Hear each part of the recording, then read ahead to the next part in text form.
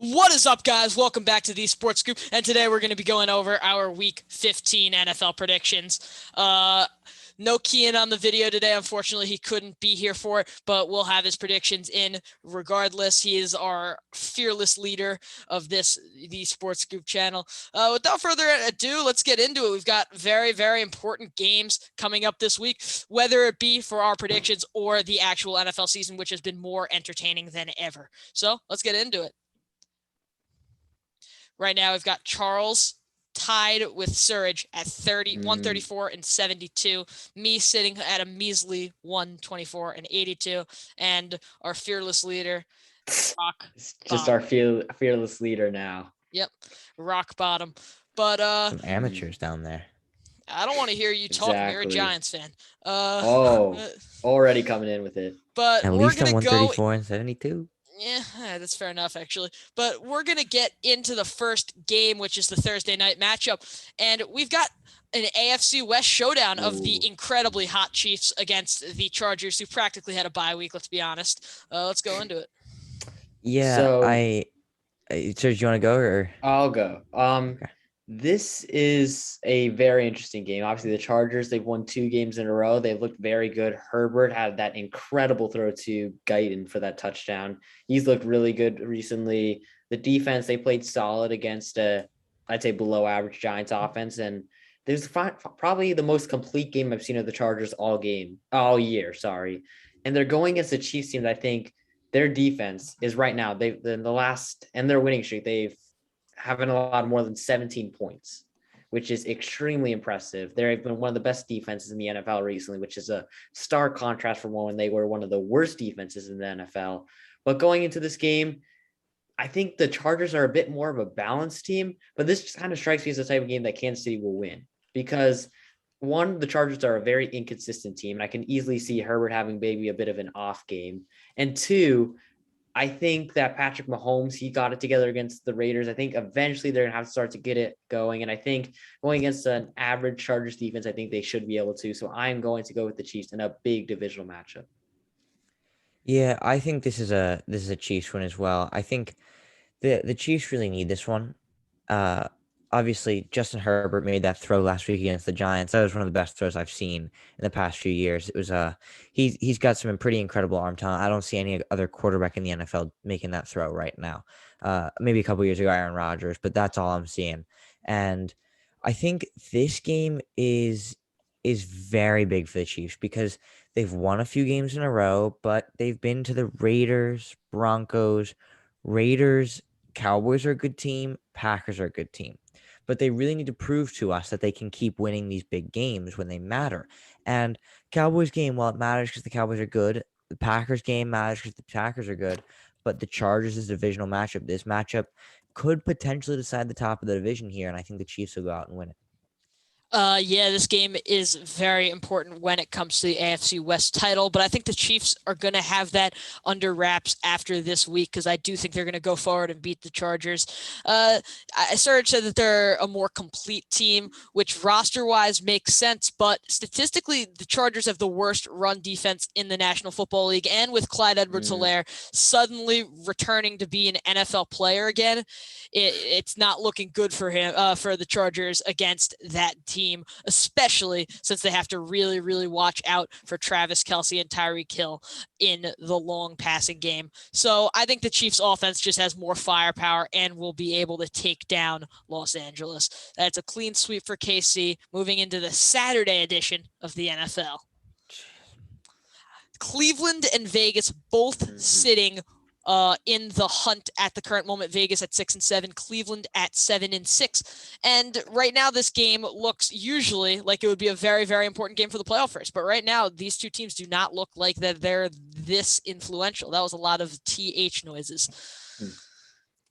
So going this game, I'm going to go with the Browns. The reason why is I think the Raiders, they're just in free fall. Ever since the Henry Ruggs incident, they just don't seem to be the same team. I think the Raiders also, their offensive line, it's average, I'd say, and they're going against Myles Garrett and Jadeveon Clowney.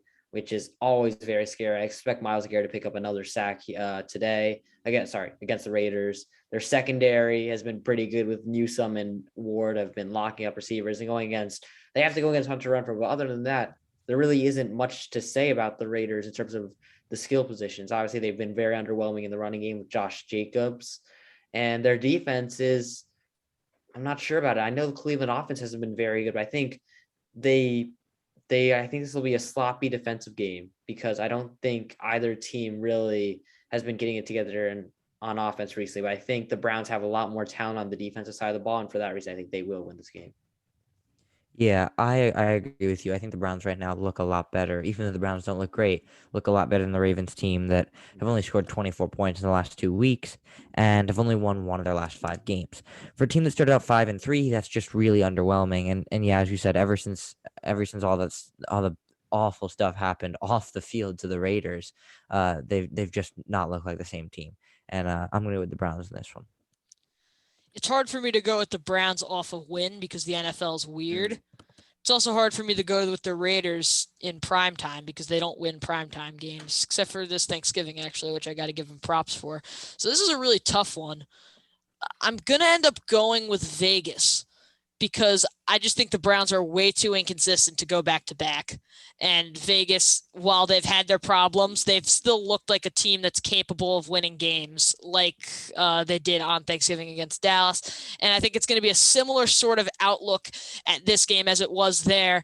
Cleveland have a good pass rush with Myles Garrett and a very good secondary, but their linebacking core looks like one of the worst in the league right now. And I think Vegas, with the short passes to Hunter Renfrow and even dump offs to Jalen Richard, they'll be able to take down Cleveland like that. And then Cleveland offensively, they scored 24 points, but 7 of them had to have been given to the defense with that Myles Garrett strip sack. So I don't really see much coming from that offense. Donovan Peoples-Jones on a long pass maybe, but I'm going with Vegas. Moving into the next Saturday game. I love this addition to the NFL, by the way. Saturday games are awesome. No. It's Indianapolis and New England. Saturday games are amazing unless you watch college football, which I can't say that I do. But Indianapolis, New England, oh, what a game this will be. This will be a very important game for both teams in the playoff race, obviously fighting for different things. New England in that hunt to retain the number 1 seed in Indianapolis, trying to find their way into a playoff spot. Who knows? Maybe even they could contend for the division at the end of the year.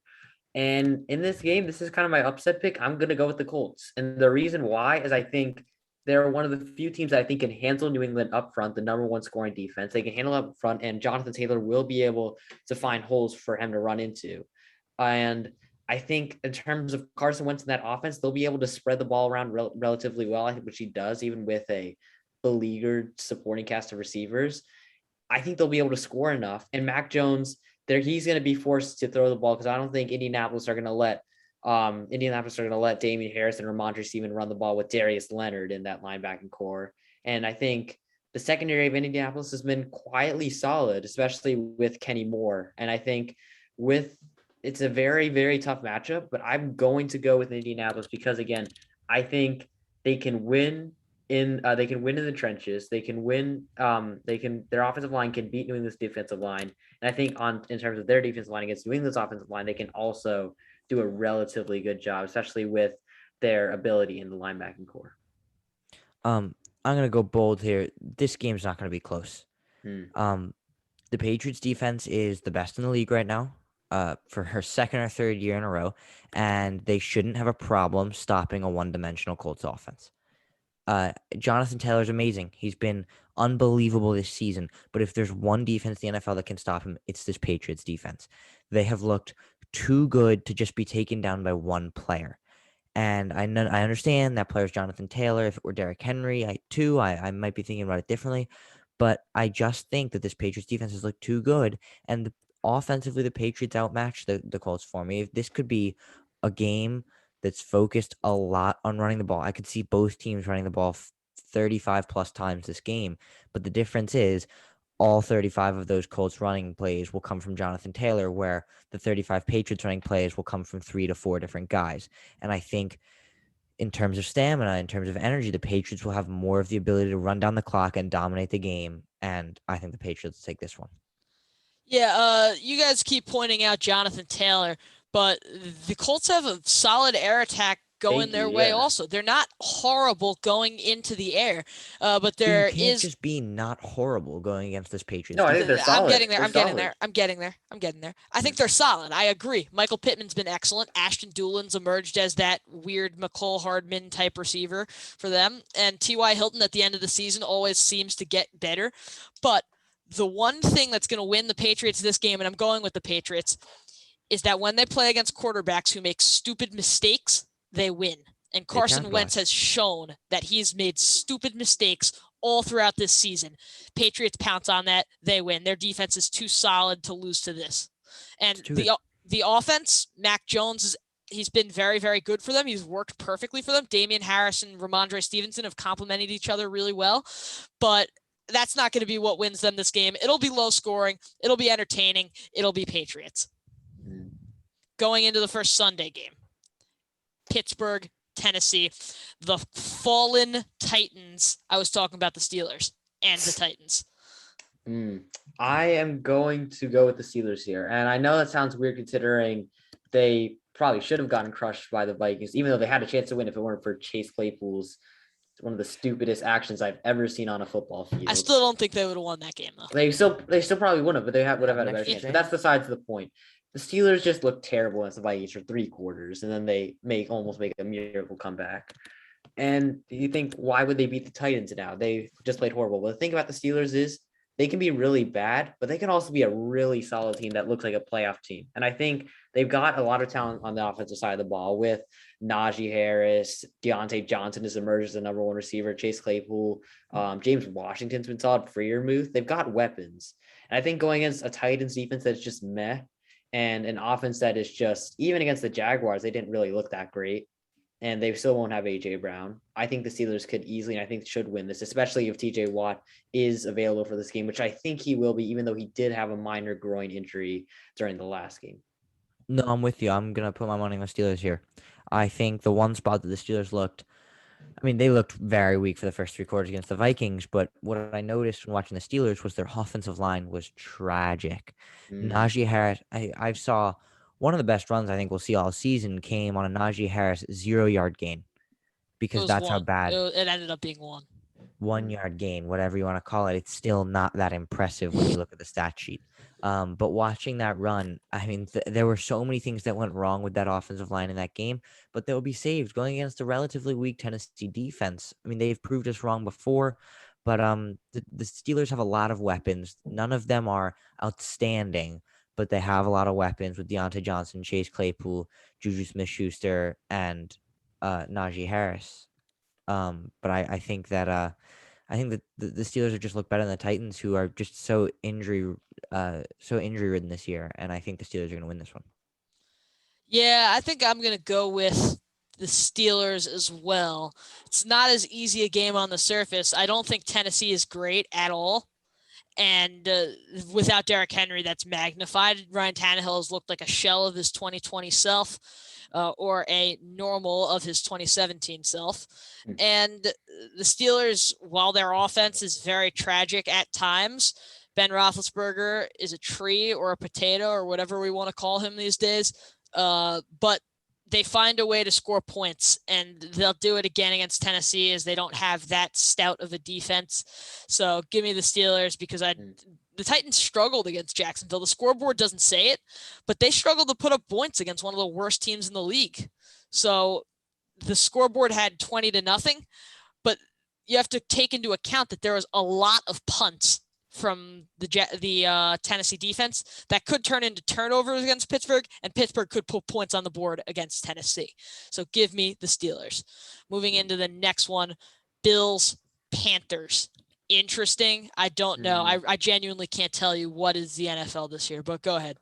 I am going to go with the Bills. That being said, even though they did come back against the Bucs, which was very impressive, I think kind of these past few games have been really a lot of concern there should be in Buffalo, because the reason why is because basically they don't have anyone to help Josh Allen.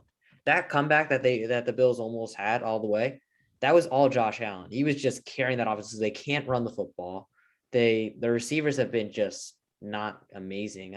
Obviously you've got Diggs and you got Emmanuel Sanders and Cole Beasley, but they haven't been amazing in creating separation, even those guys. their defense has been good, but obviously it didn't really show up against Tampa Bay.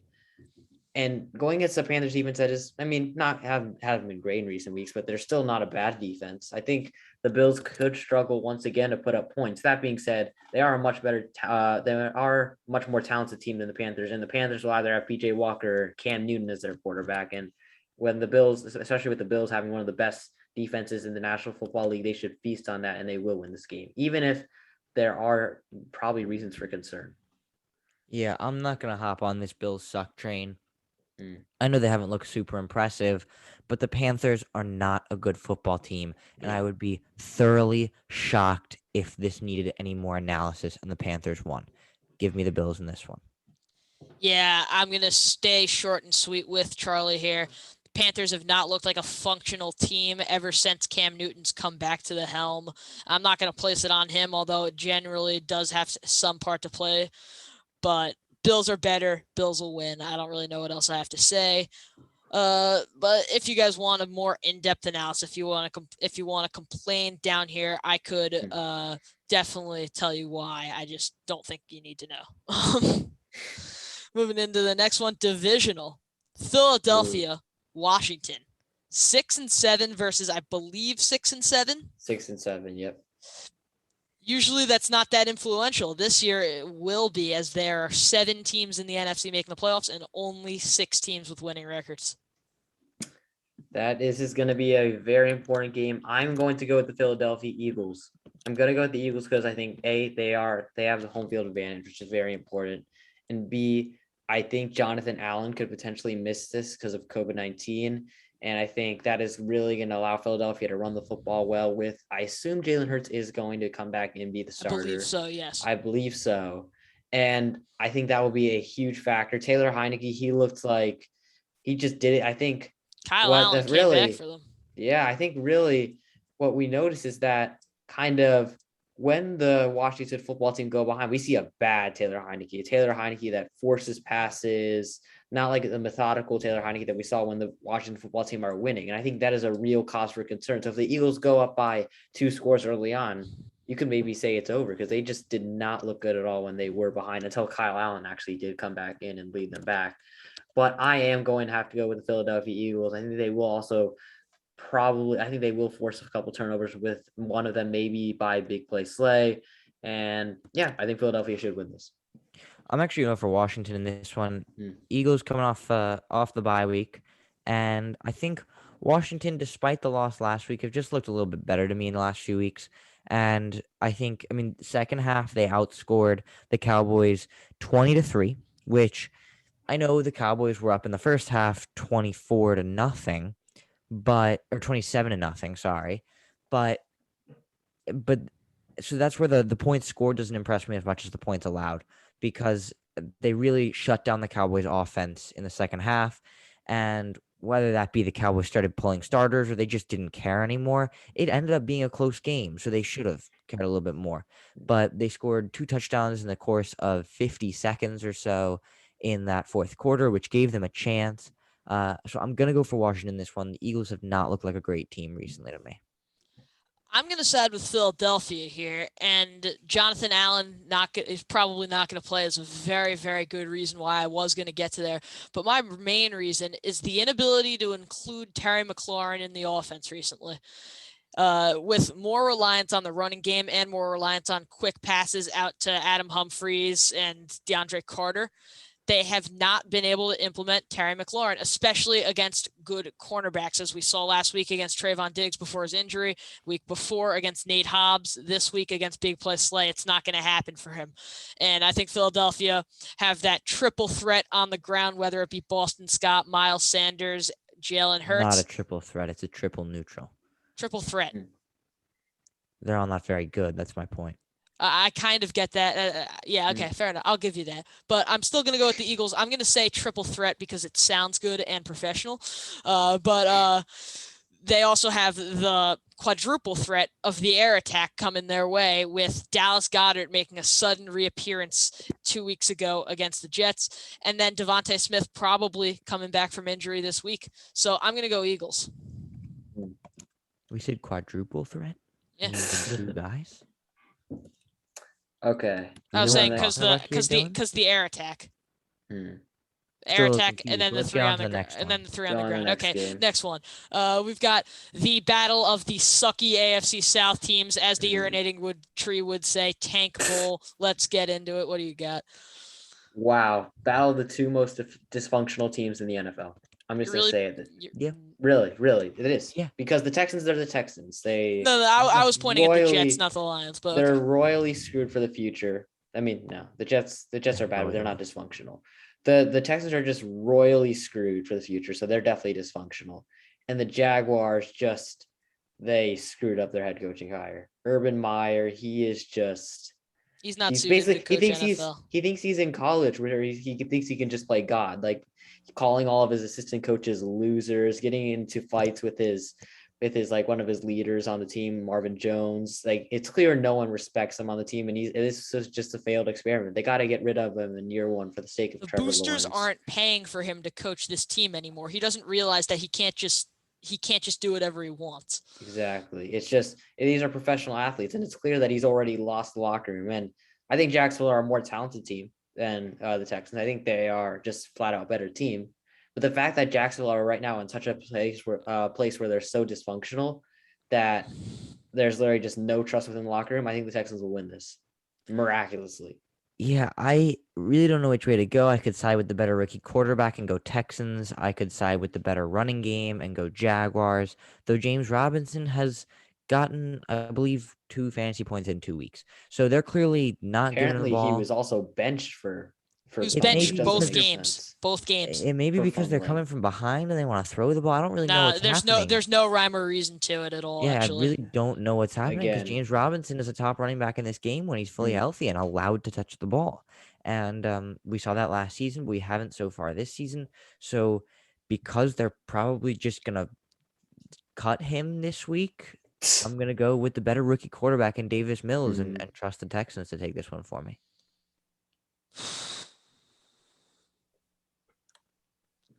I was tempted to call a tie here. That's ridiculous. I'm not going to do that because it's ridiculous. You can't just call a tie because the teams are both equally bad. I mean, you could. No, you can't because you can't just predict a tie. Anyway, just go on. I mean, but you could. But I'm going to go with the Jaguars. I have no real reason to it other than the fact that you guys didn't. All right, let's get into it. They're both horrifying. The Jaguars have a little bit more talent. The Texans have no identity. The Jaguars hate their coach. Maybe they'll play to get him out. I don't know. Give me the Jaguars. All right. Giants, Cowboys. Let's. I'm just gonna say that Giants, Cowboys. What do you guys got? The Cowboys. We don't actually. To be fair, Saquon Barkley finally played well. They gave him touches. He played well. He had a couple explosive runs. All right, cut the bull crap. He sucks. Let's go with the Cowboys. That I don't know that the Cowboys will be able to stop. Michael Parsons has been incredible, but overall, their front seven hasn't looked that good. Michael Parsons has been incredible. I think the Cowboys will win this one. James Bradbury hasn't looked that good, if I'm being honest, but it's been made up for by other guys like Julian Love stepping up, Xavier McKinney stepping up, Logan Ryan stepping up. I think the Cowboys will win this one. I know Leonard Williams got hurt against the Chargers. I don't know if he'll be back. I don't really know what happened. I should check up on that, but I'm gonna give this one to the Cowboys, unfortunately. Charlie has the Giants going 8-5 this season. Just putting that out there. Huh? You've predicted 8 Giants wins, 5 Giants losses, and now that'll be 8-6. But Dylan, should we count how many Dolphins wins you've got? Yeah, I actually would like to. I think I'm probably about right. But I don't think so. I've got the Cowboys. Not much to say here. They're just a better football team. I'm not gonna go really into depth because I don't think you guys need that. And nope. Yep, that's all I'm gonna say. Cowboys win. Perfect. Yep. Dylan's got the Giants. Let's go. No, I do not. I have the Cowboys. I said that as I told you to stop bullcrapping yourself. Now I've got the Lions and the Cardinals. We want to just say it. Yep. We can just all say it. 1, 2, 3. 1, 2, 3. Cardinals. Okay. Yeah. Oh, that's just. Let's go. Ooh, a fun one. I get to monologue. Let's go. Ooh, Josh Bellamy just went to jail. You are not going to monologue. We're going to get this over with quick. It's 2 not great teams. I have the Dolphins. I'm going to say it first. Now, Dylan, go on. No, you go. I want to go last, actually. Uh, I won't be too long. I will say the Dolphins because I want to get it right. The Dolphins have looked really good recently, but I think the Dolphins could. I feel like this is a trap game though because they have won 5 in a row, and they're gonna overlook the Jets and think, oh, maybe this is just an easy opponent, and they could easily drop this game because although they are 6-7, they're still not a great team, and it's not like they're a playoff team. No, you're correct. So that's all I'm saying. I'm just putting my 2 cents out there. I still think the Dolphins will win this, though. I would say the only reason that the Dolphins could potentially lose this game, which I would obviously never predict because, like, the Jets, but they have all their running backs on the COVID reserve list right now. Gaskin, Lindsey, and Ahmed. However, they don't run the ball anyway, so it's not really going to make that big of a difference whether or not they bring Lamar Miller into their team again, get Garrett Dokes from the practice squad. Patrick Laird is injured, so that's not going to work out. But the Jets are terrible. The Dolphins have looked solid. Jalen Phillips and Javon Holland have looked like 2 of the best rookies this season, along with Jalen Waddle on offense. Obviously, Micah Parsons, Creed Humphrey, Rashawn Slater have been better. Just putting out there that this rookie class has been an absolute hit for Chris Greer. And while you said that they could overlook the Jets, that's not the type of team that this Dolphins team is. We're not the type of team to get complacent. We win tough games.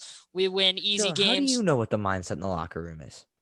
How do you know that it's bad? What I've seen from the Dolphins when they've gone on this 5-game winning streak, they went and they beat Baltimore. They went and they beat the Texans. They went and they beat Carolina. They beat the Jets. They beat the Giants. Those are teams that are worse than them and Baltimore. Why do you a good team? But the Jets aren't a good team, so I'm picking the Jets. The Dolphins. Nice. All right, but let's get into the next one. I knew they'd win. Opinion. No. You predicted the Dolphins. I predicted the Dolphins. I have crushed your soul. Thank you. Okay. What? Broncos, Bengals, both 7-6. God. I am going to go with the Broncos here, and the reason why is that one, I think that the Broncos are still obviously riding the emotional, it's obviously a very sad, tragic passing of Demaryius Thomas. And I think they're kind of almost still riding that emotional wave, obviously crushed the Lions. I think going against the Bengals team that this is almost a trap game. The high altitude in Denver, the Bengals are still a very inexperienced team and they're playing in a crucial battle for playoff seeding. I think Denver's defense could really slow down Cincinnati's offense, and Denver's offense aren't great, but they've got that great 2-pronged attack of Javonte Williams and Melvin Gordon. And I think it'll be close, but I think the Broncos will plot a very, very tight game. Wouldn't even be surprised if it goes to overtime again. This is a tough one for me. It feels like I should just automatically be picking the Bengals because they looked better at the start of the season-ish, like middle of the season. I know the Broncos were 3-0, but it doesn't feel like these are 2 teams with the same records right now. Yeah. I think the Broncos are a quiet 7-6, while the Bengals are a loud 7-6. I agree with that. I think when I think about the Bengals, I don't think about a 7-6 team. It feels like they've won 9 or 10, and the Broncos, it only feels like they've won 4 or 5. When I saw the standings today and the Broncos weren't in last of that division, I was surprised. That being said, I think I'm going to go with the Bengals. Jamar Chase went back and looked like beginning of the season Jamar Chase yesterday. And I think if he has another game like that, the Broncos are in for a really rough night. And I'm going to go with the Bengals on this one, though. Again, Suraj, I would not be surprised if the Broncos took this. I'm going to go with the Bengals as well because they have the offensive pizzazz, if one might, to take down the Broncos. The Broncos have ground and pound. They've got Gordon and Javonte Williams, who have been excellent, both of them this season. Yeah. People want to talk about Javonte Williams, and I love that. But Melvin Gordon has been also very, very good for them. I don't think people realize that. Sure. But in the air, they just have not utilized their weapons enough. They've got Noah Fant, who's being held to 4 catches a game or less. Cortland Sutton, who's disappeared into the realm of disbelief. What about Jerry Jeudy? Jerry Jeudy, who's Nothing. He hasn't lived up to his draft stock, and you might want to bring that into Bridgewater not being able to deliver the ball the right way. Put it however you want. Their offense has not performed up to par with the quality of players they have on that side. And the offensive line is, I believe, mid-tier in the league. They're nothing special, nothing terrible. But the Bengals, no matter how many points they give up to this run game, I'm telling you that they have the passing game and Joe Mixon that is able to keep up with it. So I'm going to go with the Bengals. Moving in to a battle for wild card spot. And this is a really weird thing to say for this game. Falcons, San Francisco. I'm going to go with the Niners here. And I think this might be a bit crazy to say, but I think the Niners are actually, they're closer to kind of being in contention for like that number 5 seed with the Rams than they are to being like out of the playoffs, like in that 7 seed race. I don't think they're in that race anymore because I think the Niners actually could potentially, I know this is a bit of a stretch. They're obviously not with the top 3 or top 4 teams, but they could potentially be a kind of like a dark horse contender in the NFC, the way they're playing. Because I think they've got a lot of great weapons on the offensive side of the ball. Obviously, Debo has been huge. Kittle, who I think is the best tight in the NFL now. But they've also got other solid weapons that have really performed, like Brandon Ayuk, Juwan Jennings has really performed. Yeah. Obviously, Elijah Mitchell when he gets back. Their offensive line's been solid. And Jimmy Garoppolo, I feel like he doesn't get enough credit. I don't think he's a great quarterback. But a lot of people are like, oh, why don't we replace him with Trey Lance? I mean, Jimmy has kind of almost steadied the ship for San Francisco. He hasn't been great. I don't think he's a great quarterback. And I don't think the San Francisco are even necessarily wrong to move on from him. But I think he's a steady quarterback. He's a steady hand. And he's done a solid job in San Francisco. And you're going against a weak defense like Atlanta, I think he should definitely be able to lead his team to a victory. And I think San Francisco have definitely looked very good in the past 5 weeks, other than that Seattle game. Yeah, I think I'm gonna go with the Niners as well. I don't want to linger on that too long. But obviously, Elijah Mitchell has been a pretty standout performer for them, the rookie running back. And can we talk about Deebo Samuel, though? Potentially their best running back. Yeah, it's really strange. He has a rushing touchdown in each of the last 3 or 4 weeks on only 1 or 2. Although one game he had like 8 carries. Yeah, I believe it's really. I don't know exactly what they're doing, though. It seems to be working. He's one of the best weapons in the NFL. I mean, arguably the best. He's looking like that, as you said, like that Mecole Hardman kind of weapon. Kadarius Toney's looking like that as well. Like, it's players like this who it's screen passes, it's jet sweeps, it's whatever they can do to get the ball in their hands because they know that they make stuff happen. I thought that was going to be Brandon Ayuk's role coming into the season, but clearly they had different plans, and Deebo Samuel is performing very well under that role. So I'm going to go with the Niners as well and Deebo Samuel. I'm going to make it a clean sweep here. I'm going with the San Francisco 49ers. I just want to shed some more light on what Suraj was saying about quarterback Jimmy Garoppolo. This is a guy who, for what I'm going to say, is he led the 49ers to the Super Bowl. And obviously he wasn't the best player on that team. He was there. They didn't make it in spite of him like the Rams did with Jared Goff. He was a key piece to them making that Super Bowl. So when he got injured last year, people forgot because he wasn't Lamar Jackson. He wasn't Patrick Mahomes. He was Jimmy Garoppolo. He was able to keep a steady hand and get them to win games. But what we're seeing now is people discrediting him and saying they should put in Trey Lance every time they lose. And then when they win, they don't give him any credit, which I find very disheartening as an NFL fan who I don't need to see that flashy play every play. I need to see them progressing the ball down the field. And that's what they're doing. So given that, Atlanta's won a couple games recently. Not going to be enough to take San Fran. Give me San Fran. Moving into the next one, divisional match, LA, Seattle. Usually this would be a lot more interesting than it is. What do you guys got? I actually still think it is relatively interesting because the Seahawks have won back-to-back games. They still are quietly in that race for the 7th seed. They could really very quietly. But the NFC, after the Niners, I don't think the NFC there aren't really any great teams, so you never know. And I think the Rams, they kind of in big games like this, they can either play really well or they could really falter. And I think going against the Seahawks defense has been quietly solid, and going against obviously Russell Wilson, who's been better in recent weeks, going against Tyler Lockett, who had a big game last week, it could be a tough performance.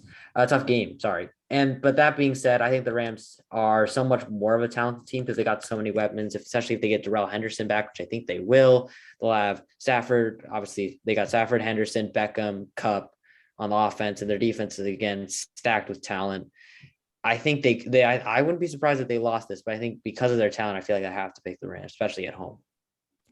Yeah, I think the real lack for Seattle this season, obviously the Russell Wilson injury, Chris Carson injury, but it's Blitz Boy. He just if blitzes were not a thing, he would not be in the NFL right now. He does not know how to play coverage. He is out for the season though. No. Yeah, but like maybe that's even worse. Maybe it's better. I don't really know. But for someone who, I mean, he's supposed to be one of the best safeties. When they sacrificed 2 first-round picks for him, and then he forgot how to tackle. He forgot how to play coverage, and he just really hasn't done anything for Seattle this year. And I know he's out for the season, as you just said, but I am going to go for the Rams regardless because the Rams are just a better team this year. It's the Seahawks. The Seahawks have not looked impressive in the slightest. You could call them the Seahawks the way they've been this year. I just want to apologize to everyone. I did not intro this game in a correct way. I dismissed it as a game when it actually isn't dismissed. And the Rams, I might regret this after today because we're recording this on Monday when they have to play Arizona. If the Rams win this game, there's no question. But they've been absolutely hard for the last couple of weeks, ever since that Tennessee loss. Counting the Jaguars game. Jaguars game doesn't count. Just generally. If you play the Jaguars, it does not count, except for the Dolphins. Yeah, that doesn't count either. We're 6-6. But what's it called? LA's gonna win this game because they're better. I'm not gonna give it to Seattle quite yet because they haven't been great either. But LA have absolute problems only being magnified now with Jalen Ramsey has COVID, Higbee has COVID, Havenstein has COVID, Darrell Henderson has COVID. If this keeps going, that will not be good. So just something to keep in mind. But I'm going to go with the Rams just because they just have a better roster. Seattle can't keep up with the firepower they have. Moving into a very good one. Very, very good one. Good game. Very good one. If Lamar can play. I think that Harbaugh did say that he expects Lamar to play, which is huge for the Ravens. Huge for them. That being said, they won't win because the Ravens are too inconsistent of a team. They're injured to hell, even with Lamar playing, which I think he will. I think Aaron Rodgers could easily even though they always seem to have a solid defense, even if they do have injuries, Aaron Rodgers should have a solid game against this Ravens defense. And Lamar, even when he is playing, I think just having that bum ankle to play on is just going to neutralize him even more. And I think Baltimore, they seem to be in free fall a bit now, ever since that. Even when they were winning, they didn't even look that impressive. So I think Green Bay, given that the way they've been playing recently, they should be able to easily beat the Ravens. I wouldn't mark this off as an easy win for Green Bay. I think obviously with Ted Adams playing as well as he did last night, it's going to be really hard for a Marlon Humphrey-less Ravens to stop him. But I mean, the Ravens, if they're as inconsistent as you say, then they should have a win this week because they've lost the last 2, right? So I think this is going to be a really close game. With Lamar playing, any game you can vote for the Ravens. So I think I'm going to pick the Packers as well in this one, but I would not be surprised if Lamar just took over this game and showed the Ravens why they can win the big games and showed everybody else why they can win the big games, maybe prove us all wrong. What about when I have that reaction, it's a tough one. I'm still thinking about it. Let's get to it. We don't have all day. The Packers looked great offensively, but we failed to mention that they looked really, really prone to the big play, and that is the Ravens' forte. They gave up big touchdowns to Jakeem Grant, Damiere Byrd.